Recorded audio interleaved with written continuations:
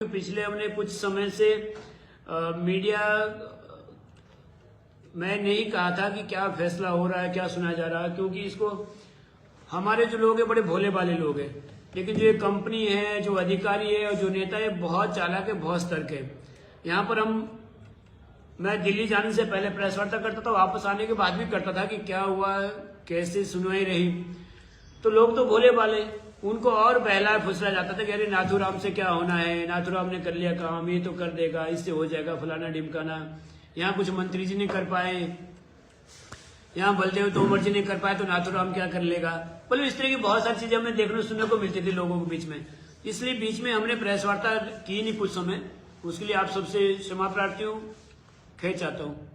ये जो 17 तारीख वाला इशू था, 17 तारीख का मैटर था, तो मुझे लगा कि अभी भी इसको भी शायद गुप्त रखा जाए, पर ये गुप्त इसलिए नहीं रह पाए क्योंकि मैं फिर कहना चाह रहा हूँ हिंदुस्तान का सबसे बड़ा केस है ये।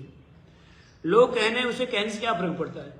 ये खबर दिल्ली से चल पड़ी, दिल्ली से चली तो स्टेट में भी कुछ अखबारों ने लगाई, कल भी लगी, फिर आज भी चली हुई। तो मुझे लगा कि नहीं, ऐसा ठीक नहीं रहेगा कि आप लोगों को बाहर से मैसेज संदेश मिले कि इस तरह का हुआ है, इस तरह का फैसला सुनाया गया है। अब ये हुआ है कि दोबारा हाई पावर कमेटी एक बनेगी, जैसे कि आप लोगों ने पहले 2024 में देखा था कि हाई पावर कमेटी थी, लगभग 19 मिनिस्ट्री के लोग उसमें थे, state ministry, chief secretary Himachal Pradesh, DC Sirmaur, ये तमाम सारे लोग, क्योंकि कंपनियों ने झूठा हल्फनामा दिया है एनजीटी में। इन्होंने कहा है कि हमने सारे पानी के सोर्सेज रिस्टोर कर दिए हैं, हमने लोगों की जो समस्या थी सारी समस्या ठीक कर दी है। तो पिछले एक हफ्ते से जो मैं रोड पे रहा, बराबर जो लोगों से मिलते रहे, साथ में मासूम महाराज जी का काम भी होता रहा, साथ में लोगों से भी मिलने जुलने का उस दौरान हुआ, और सारी चीजें, सारी एविडेंस, सारे तथ्य हमने दिल्ली में रखे वहां पर।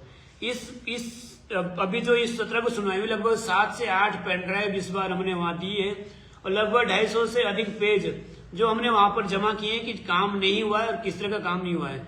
इस बार हमने भी एक अलग तरह से काम किया, बड़ी बड़ी मोटी मोटी फाइलें, जैसे ये मोर्ट वाले बनाते थे, हमने सेम उसी पैटर्न में उसी तरह की फाइलें बना के वहां दी है कि इन्होंने गलत यहाँ पर बयान दिया, इन्होंने लोगों को गुमराह किया, इन्होंने एनजीटी को गुमराह किया है। तो एनजीटी ने ये कहा है कि अगले 12 मार्च तक ये डीसी सिरमौर या जिला प्रशासन, डीसी सिरमौर और डीसी शिमला और मोर्ट को ये कहा है कि डीसी सिरमौर, डीसी शिमला को कहा कि हल्फनामे में लिख के दो कि कितना काम हुआ है। और ये अपने आप में बड़ी बात है कि एनजीटी किसी को अगर इस तरह की गाइडलाइन देती है कि आप लिख के दो, रिटर्न में दो, काम हुआ या नहीं हुआ। हम मोर्ट को जानते हैं, मोर्ट पे विश्वास नहीं करते, लेकिन जो प्रशासनिक अधिकारी है वो उनके पर हम विश्वास करते हैं। पिछली बार भी नहीं की रिपोर्ट पे कहा गया था, नहीं की रिपोर्ट में पिछली बार भी जो चीजें हुई थी, पिछली बार भी बड़ी अच्छी रिपोर्ट गई थी। डीसी शिमला, डीसी सिरमौर की ओर से लगभग 8000 पेज की रिपोर्ट थी वो, जो दिल्ली गई थी। ठीक है, ज्यादा पेज होते तो ज्यादा समय लगता है, वो सबको लगता है, उनके वकील को समय लगता है, हमारे वकील को लगता है, यार हमें भी सबको पढ़ने में समय लगता है, जज साहब को भी समय लगता है, इसलिए इसमें थोड़ा डिले भी हो रहा है। पर अगली जो सुनवाई है थोड़ी सी लेट हुई, लेट इसलिए कोई जनवरी फरवरी में छुट्टी है, सर्दी का मौसम होता है तो इसलिए शायद, नहीं तो हमने कहा था कि जनाब जनवरी में सुनवाई कर दीजिए ताकि जल्दी फैसला आए, लोगों को रियायत मिले। पर क्योंकि मार्च में अब 2 महीने छुट्टी होती है तो इस वजह से मार्च में सुनवाई होगी। मैं लोगों से फिर निवेदन करूंगा, कोई भी व्यक्ति किसी भी बहकाव में ना आए। आप सब मीडिया बंधुओं को बहुत बहुत धन्यवाद, आप सब लोगों ने समय समय पे इश्यू उठाए, आप सब लोगों ने बराबर सहयोग दिया। जब कंपनियों वाले आए, जब हाई पावर कमेटी आए, तब भी आप सब लोग बराबर साथ में चले। आप लोगों ने भी लोगों को समझाया, आप लोगों ने भी जगह जगह लोगों को बताया कि सच्चाई क्या है, असली क्या है, वास्तविकता क्या है। लोग तो भटकाते हैं, लोग तो कहते हैं कि नाथूराम ने पैसे खा लिए, अगर 2 दिन रोड पर न रहा तो खा ली पैसे, ये सब चीजें चली रहती है। केवल लोगों को भटकाने और भटकाने के लिए होता है। या ये कहे कि तीनों नेता कोटा के भी आते लोगों को भटकाने और भड़काने का। लेकिन मैंने अभी दिल्ली से, जो मैं एनजीटी में था, वहां से मैंने लाइव भी किया था कि लोग जो कहते थे कि अगर ये माइनिंग हो रही है तो इसकी धूल क्या बाहर तक थोड़ी नहीं जा रही होगी, नाथूराम को इसकी धूल थोड़ी नहीं जा रही। मैं ये कह रहा हूं कि यहाँ की धूल दिल्ली तक पहुंच गई है। इस बार कोर्ट के अंदर जब मैं गया तो मास्क लगा के था, तो उन्होंने कहा कि आप अंदर मास्क लगा के कैसे। मैंने कहा कि जी मुझे आपके विश्वास नहीं कि आपका प्यूरिफाई काम करता है कि नहीं करता है। और अखबार की कटिंग थी, मैंने अखबार दिखाया कि अखबार में लिखा हुआ है साफ, वो अखबार मेरे पास है भी है, उसमें साफ लिखा है कि घर के अंदर भी मास्क लगा के रहे। और सेम यहाँ पर उससे भी खतरनाक कंडीशन इस समय हुई है।